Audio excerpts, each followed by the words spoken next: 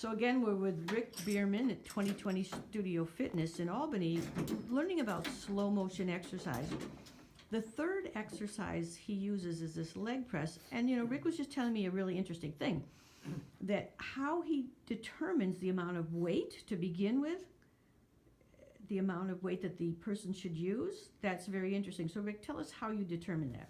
Well, the first time someone comes in, it's pretty much a guesstimate based on my previous experience with all my other clients, okay. right? Looking at the size of the person, what their exercise history has been, and then I'll choose a weight, and we'll do a few repetitions, and they'll let me know if it's too light or if I can see if it's too heavy, because I want them to do between 8 and 12 repetitions on the first one.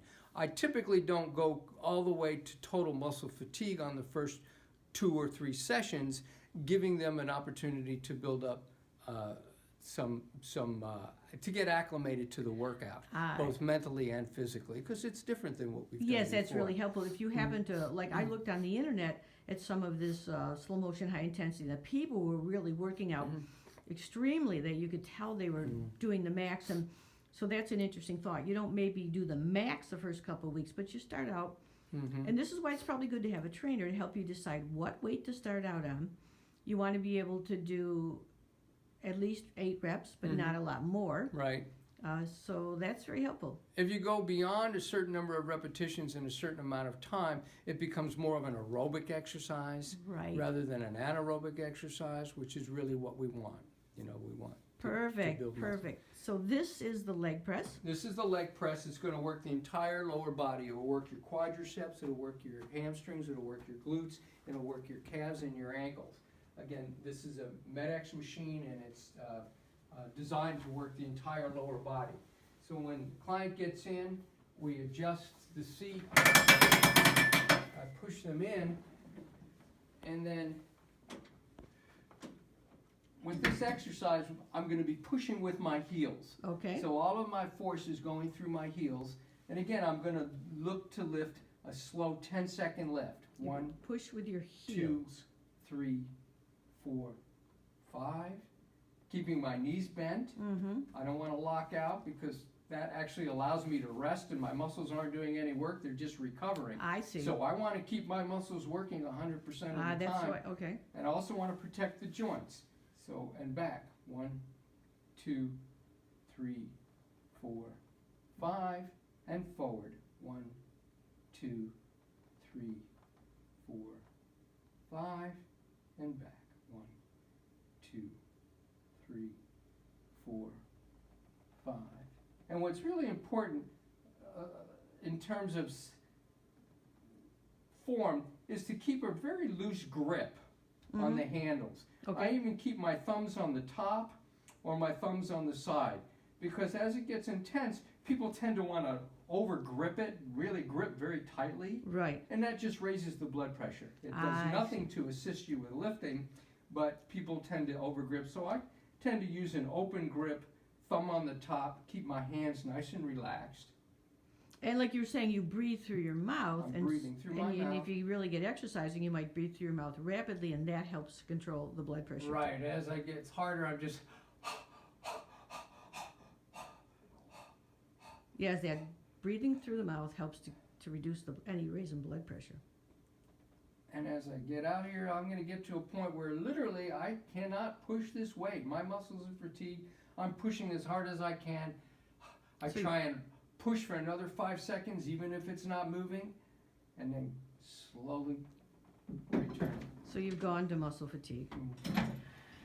That is the leg press, going to muscle fatigue in slow motion exercise with Rick Berman of the 2020 Studio Fitness in Albany.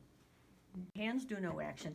You want the hips, the legs kind of a little bit hip distance apart. You want the knees like this 90-degree angle. If you put it up higher, it tends to work the quads. Right. If you have your feet like they are now with your shins parallel to the ground, you'll feel it a lot in the quads.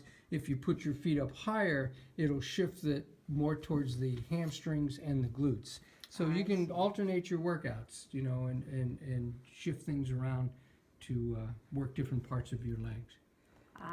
Okay. Okay, so again, you're going to be gripping nice, soft grip, thumbs up on the top. Okay. And you're going to be breathing in and out and pushing with your heels.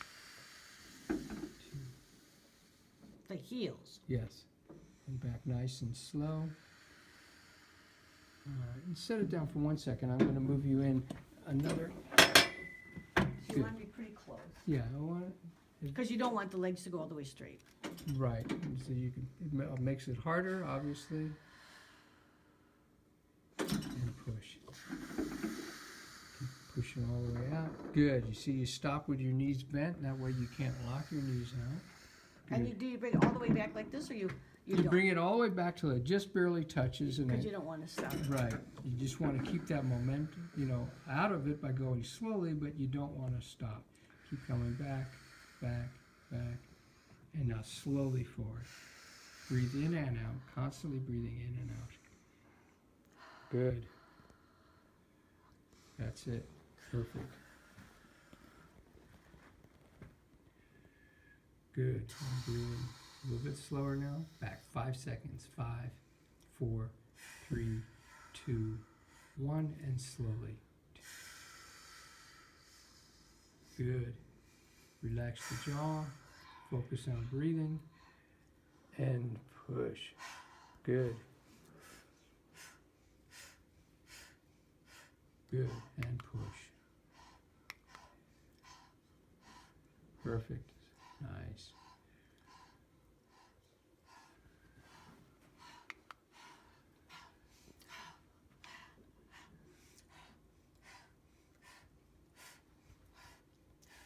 Good. That's it. And down. Perfect. That's muscle failure.